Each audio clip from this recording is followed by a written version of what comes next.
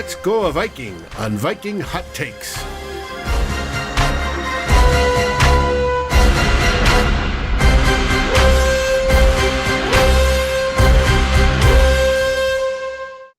All right, everyone. It's Wednesday, March 31st.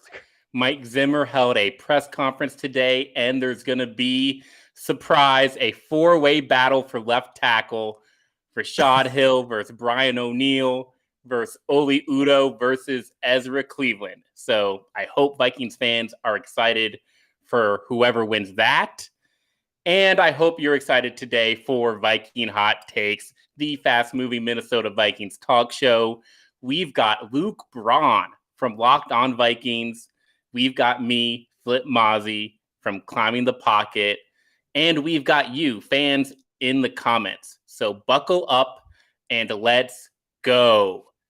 Luke, how are you, my friend? Doing good, man. Thanks for having me on. Yeah, it's a pleasure. You know, you have the daily Locked On podcast coming out, which I think lets you be a little more calm. I only have this show every other week, so I tend to be a little bit of a firecracker, but I do listen to your soothing words. Yeah. So we've given Luke the drill. Fans in the comments, you know the drill. Dave's gonna put 20 minutes on the clock, and I'm gonna get started with the first question here. Dave? All right. So let's get started. Question number one, offseason 2021 and the Vikings offensive line. Obviously the biggest topic. Cutting Riley Reif, bringing back Rashad Hill, trading for Mason Cole to replace Brett Jones, and they re-signed guard Dakota Dozier. I mean, he's back. So, Luke, just make it make sense. Well, you know, it's going to be a 5-way competition for left tackle. He's getting in the mix. No, it's a veteran minimum depth guy. Like, I think as it stands right now, if they had to have training camp tomorrow, he'd probably compete for left guard with Mason Cole, which is not a competition that inspires a lot of confidence, though. I don't think Mason Cole has a lot of trouble beating Dakota Dozier in a camp battle.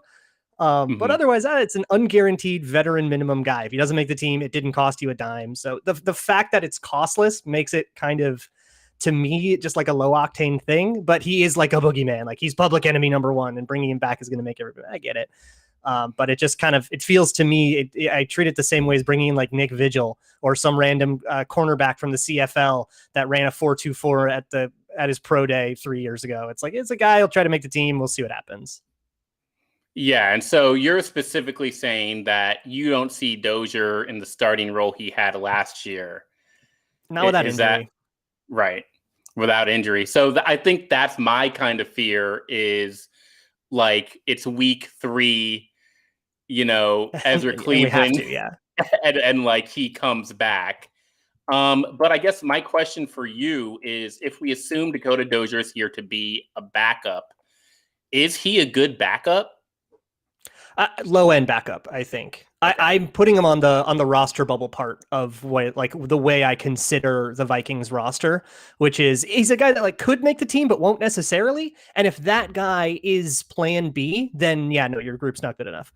So for me, like, Dakota Dozier does not add anything to the group that it didn't already have.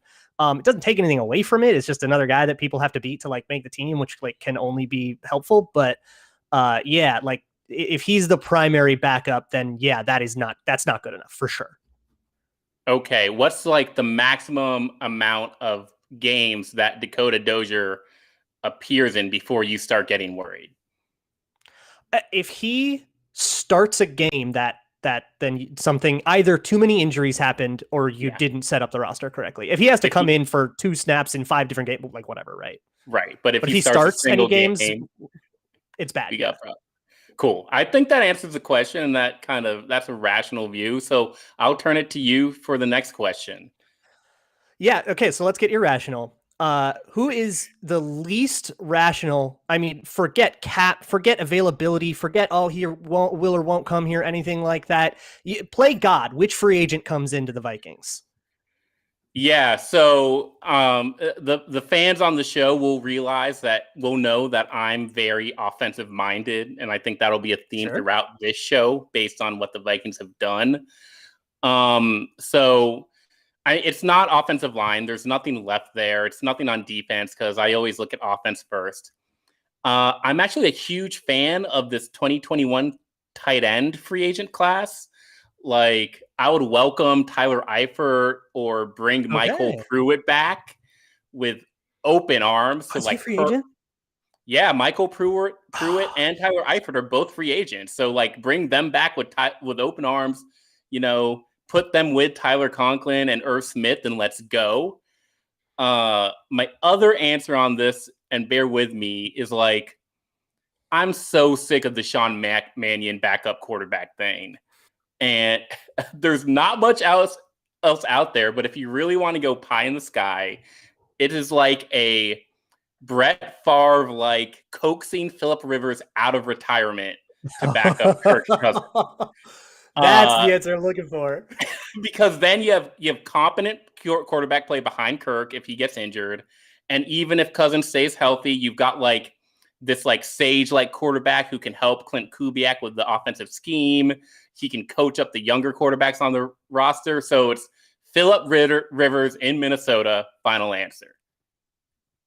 I like that. Somebody in the chat said Jadeveon Clowney. I like that one. For me, and this is irrational for a different reason, bring me Larry Fitzgerald. He's old. He's probably not good anymore, and he probably costs more than he is worth, and I do not care. Give me my purple number 11 Fitzgerald jersey. Give me my Waterboy features. Give me my Denny Green nostalgia, and bring Larry Fitzgerald into Minnesota. I do not care how much it hurts the team. Yeah, and it wouldn't hurt I love that signing. It's like, at least go If for he's it. still, At I least guess, say in the you tank, that's tried. great. Yeah. Yeah. This is going well. I'm loving that question. Larry Fitzgerald and Phillip Rivers, if they end free agency with those two moves, like, wow, it'd be a mood shot. Let's go. That's your retirement tour. Let's do a Bucks, right? Right. All right. Question number 3. As the roster stands today, in your opinion, which side of the football has more talent on it? The offensive roster or the defensive roster? Okay, I had to think super hard about this one because I think it's tough. Because you have, if you want to just talk talent, right, and not necessarily polish it, like Kirk Cousins is mega talented and he's a quarterback. And you've got Thielen and Jefferson, tons of Cook, unbelievable talent, lots of talent with Irv Smith. But there's that offensive line that is not talented at all. They have a lot of athleticism, but that's not necessarily talent. Defensively, though, I think there's just too many. There just seems to not really be a place where there isn't somebody insanely talented, right? Secondary, Harrison Smith is crazy talented. I think Cameron Dantzler has a lot of talent, even though he doesn't necessarily have the size. I think he's a really talented corner. You've got Danielle Hunter, Barr, Kendrick. It's just dripping. I'm going to go with defense, but I had to think really hard about it. It's close. Yeah. So, rough math, they've actually acquired 12 players this offseason, 6 on offense and 6 on defense. But the 6 players on the 6 players on offense, their contract total is like $7 million in total average per year. And the defensive side of the ball, the average salary they're paying total for those guys is $35 million per year. So the question, I think why the defensive is the answer for me is like the starting point. And if you look at like the 2020 defense without Danielle Hunter, without Eric Kendricks, sure, that was way behind what we had on offense. But once you assume those guys are going to come back healthy, like with Michael Pierce and Patrick Peterson now, with Cameron Dantzler entering year 2, they're fine. I think honestly they've misread how heavily they needed to invest on the defense. But with you saying the defense is the more talented side of the ball, like, what are you projecting for them? Is this like a top 10 scoring defense? Is this a top 5 scoring defense? Where does this go? Oh, I'm really bullish on the defense right now because of the things that you said. Not only, I mean, I think, and we'll get into this a little later too, but I think they had a lot of work to do. And so the amount of work that they did, I don't think is inappropriate. I think part of it is the players coming back, right? Michael Pierce is but Dalvin Tomlinson is also a very talented player. Barr, Kendricks, Harrison Smith, they're all already there. Patrick Peterson, unbelievably talented player, even if he's on the wrong side of 30. So I think a lot of it is the unit that we're going to see. Like if you look at the last 4 games where the defense was just a complete non-starter, nobody's going to like Harrison Smith is like the only player, and then the corners, the 2 rookie corners are the only players coming back from that disastrous time. Everybody else is somebody who either was supposed to start in 2020 and didn't, or is like a new person replacing, a boogeyman like Shamar Stephen. And now we have Shamar Stephen, but way better.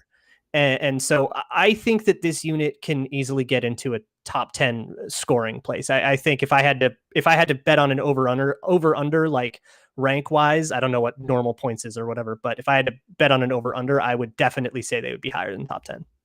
Okay. I love that. Clifford here in the comments is saying top 3 overall defense with a top I think it's in the cards. I'm high on them. Yeah. And that's without a doubt a playoff team, 17 games even. So one more question on the defense. There's a lot of talk of like the last hole, fight fans are calling it, defensive end. Do you want to add something there? Is that a priority for you? Or are you okay with like the DJ Wanham, Stephen Weatherly rotation across from Daniil Hunter? I don't think the edge group is complete. Okay. Right now. Yeah. That I think that needs to be addressed for sure. And that can be addressed in a number of ways. Right. And it doesn't have to be, a Dalvin Tomlinson size signing. You don't have to go out and get Jadeveon Clowney, although that'd be kind of sick. You don't have to spend a first round pick on it, but I could definitely get behind spending a first round pick on it. It's one of a few options I see with that first round pick. But you could also go get somebody like Patrick Jones, one of the edge rushers, is more of like a day 2 guy. But I do think bringing somebody in right now, Wanham and Weatherly as a competition inspires less confidence than if Adio Denebo did for me last year, and that didn't work out. And I think this has an even lesser chance of working out. So yeah, I think you need another guy, especially if you don't have a lot of faith in Hunter's status, which, obviously that's a totally different question. So yeah, I think they need an edge rusher. How they choose to acquire that edge rusher, I think all the options are on the table though. Okay. Hit me up. Question number 4. Okay, so the Vikings, Rob Brzezinski, we all know he's a cap wizard and everything, and they kick the can down the road. We talk a lot about, kicking the can down the road, and they're all in this year. And last year they were all in this year. And the year before that, they were all in this year. And the year before that, they were all in. They've been all in this year for like 6 years, right? Because they keep restructuring. They've restructured Eric Kendricks like every year. They've restructured Adam Thielen. Now they've restructured Daniil Hunter last year. How many years can they keep the boat from sinking here? How many years can they keep getting away with this before the chickens come home to roost and everything falls apart and they have an offseason like what's happening to the Lions this year, where just everything is darkness, or the Bears? Yeah, I'm going to sound really pessimistic here, but honestly, like my answer is 0, if not -1. Like it happened in 2020, in my opinion.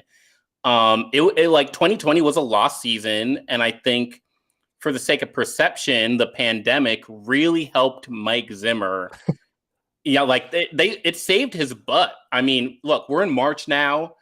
We're far and away from 1-5, but that happened, and they traded away a future second rounder to try and save that defensive roster, and they still started 1-5. They extended their quarterback, gave him $84 million guaranteed just to go 1-5. They restructured Riley Reif and, ultimately increased his cap hit for 2021 before cutting him.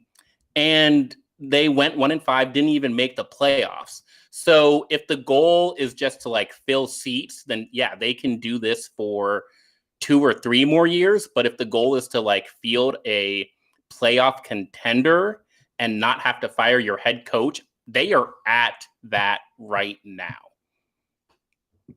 I think I agree with you about the 2020 offseason. I think I called the day that Kirk Cousins got extended and then they traded Diggs. I think I stand by this. I think that's the worst day Rick Spielman's had as a Viking. And I don't remember the late aughts as well because I was a teenager, but it's hard to come up with a day that's worse for the franchise than that.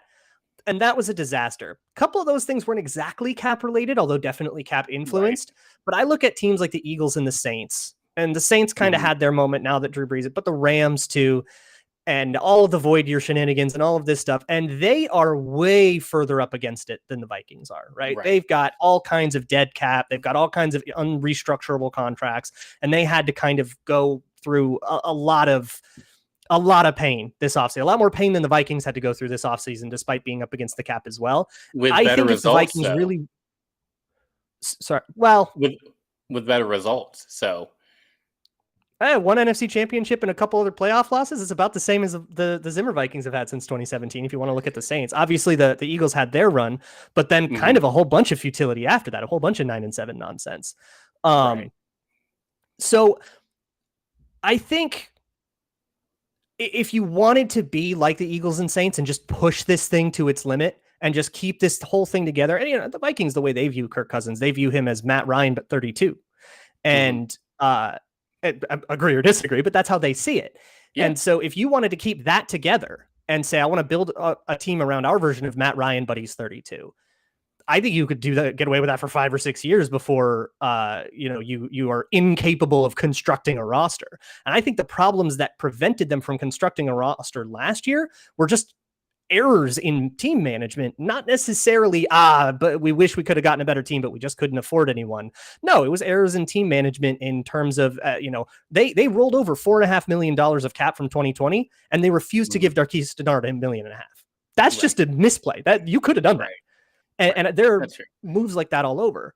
So the 2020 offseason was an unmitigated catastrophe. And I said it at the bye when we were 1-5. I was like, look, if everybody gets fired right now, I get it. Yeah. They made it past that, maybe because of the pandemic optics, that might help, and maybe just because of the general patience of the Wilfs. But if they really wanted to do this, they totally could. Okay, well, we'll see. We'll see. We disagree there, but we'll see. And we're tight on time. So I'm going to ask this question real quick. Final grade for 2021 free agency. I'm sure you're one person who does not think they're finished with free agency, but what is your grade for them right now, and how could they increase that grade between now and the draft?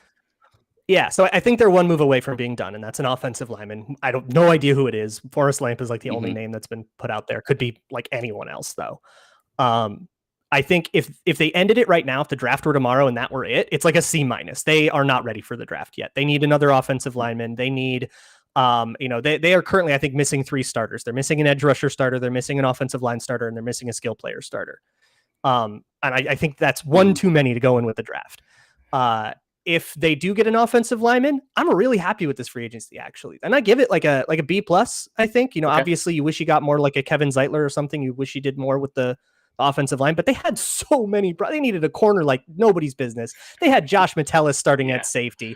They had all sorts of just catastrophic issues, and they managed to solve a majority of them before the draft, especially if they can at least get the offensive line to a place where not spending a first rounder there isn't a death sentence. Yeah. I like that answer. It could get up to B+. I think that's right if they can get one more solid contributor. Jesse Fletcher in the comments saying C- or D+. But we'll see. Luke, final question. Flip, you don a sleek black turtleneck as you slink silently around the offices of TCO Performance Center. After chloroforming the security guard, you use cutting-edge technology to flawlessly pick Rick Spielman's lock and enter the passwords you stole from him weeks ago. Your accomplice hacks into their security system, playing on loop the camera feeds to erase your little visit from the archives. You're in the system, and with just enough time before the backup systems kick in, and you need to vacate the premises lest you be captured and banished to the same dungeon in which they keep Holton Hill. You can make one move irreversibly, and the team can't do anything to stop you. What move do you make? I'm trading Kirk Cousins. Cousins away. And, I'm starting this rebuild over because, number one, I went into the 2021 offseason thinking this was a 2-year rebuild. And kicking the can, just like you said, really, really hurts us. Basically, we're looking at win now until 2023. And in my opinion, winning now means like a couple playoff bursts, but not making any real noise. or having a chance at a Super Bowl. And I'm what I call Kirk Cousins. Well, it's because when you build around Kirk Cousins, you have to nail your drafts. They have not drafted well to pair this with a highly paid QB. So it's time to get rid of that highly paid QB and start over your draft process with just a ton or as many draft picks as you can get. Now, I want to make myself clear when I say that. I'm what I call a sunset Viking fan. And that means that I am here, I am blogging, I'm doing shows, I'm on Twitter because I want this team to win a Super Bowl. And that is the only thing that's ultimately going to make me happy, because just years and years go by and the Super Bowl is the only goal I care about. And when that happens, when the Vikings do win a Super Bowl, I'm not a guy who's going to be, hanging around, buying, going to 3-4 games a year. This is the golden age, the build towards a Super Bowl. And right now I'm just kind of halfway up the mountain and I don't really know what's going on. So I'm ready to climb again. I'm ready to see this team win a Super Bowl, but this current build just isn't enough for me. And you know what? I even think that Rick Spielman and Mike Zimmer could do a pretty good job if they get another chance to build without that highly paid quarterback, without Kirk Cousins. So I'm trading Kirk Cousins if I had to make one move. I agree with that. My first thing, if I had that, I would scroll through the computer, see if there's any offers I like. I'm not offloading him for a fourth. But if I get an offer that lets them get a new quarterback, I'm in. If not, I extend to Neil Hunter. Pay that man. I don't care what he wants. I don't care if he's asking, if he's bending you over the table, pay that man.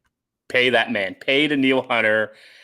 And wow, what a show, Luke.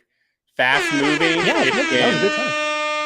It's been amazing to have you on. Thank you for getting in the comments, y'all. I hope you enjoyed having Luke. Mr. Braun, tell him what you have coming between now and the NFL draft. So right now on the Locked On Vikings podcast, we are in earnest draft season. So if you like mock drafts, come by every Monday. Most of the show every Monday will be a mock draft. Also, every single day we're covering at least one prospect of the day. Tomorrow on Zone Coverage, where I write articles, zonecoverage.com. I have an article coming out about Mackenzie Alexander and slot corners. Vikings have spent a lot on slot corners. What do? So a little bit more of a scheme thing about what the assignment of a slot corner is, and it's beyond just like covering the third most important receiver. And yeah, that's most of what you can find. You can also find me on the Locked On NFL podcast, covering the national angle of things every Tuesday. You can find all that stuff wherever you find your favorite shows. Thank you, Luke. It's been a pleasure. And y'all don't forget about us either. Climb the Pocket's going to be going. We ramp up for the draft. So until next time, y'all, Skol Vikings. Skol.